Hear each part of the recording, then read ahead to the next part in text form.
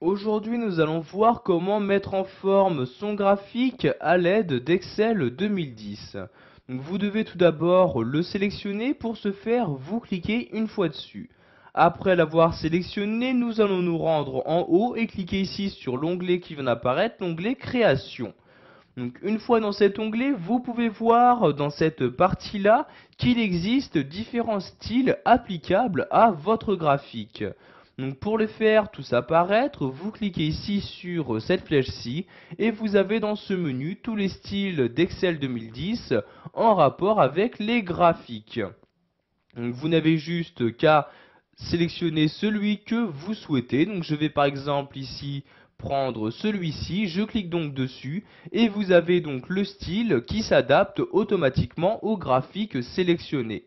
Pour remodifier le style, vous recliquez ici sur la flèche comme ceci et vous rechoisissez donc un nouveau style.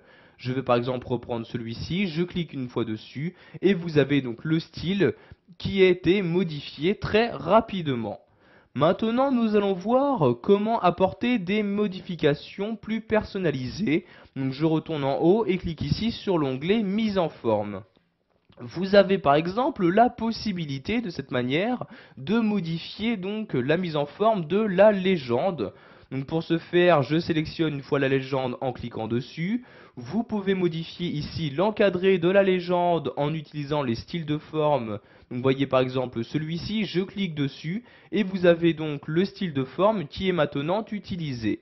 De cette même manière, vous pouvez modifier donc la mise en forme des différents caractères de votre légende, donc soit en utilisant les styles de texte proposés, soit en proposant donc le vôtre. Donc ici pour modifier la couleur des caractères, je clique ici sur la flèche. Je vais par exemple mettre ici mon texte en vert, je clique donc ici sur le vert comme ceci. Donc vous pouvez apporter ces modifications sur toutes les zones de texte présentes sur votre graphique. Donc il s'agit ici de la légende, du titre du graphique, du titre des axes ou encore toute autre zone de texte insérée donc dans votre graphique. Voilà, vous savez maintenant comment mettre en forme votre graphique à l'aide d'Excel 2010.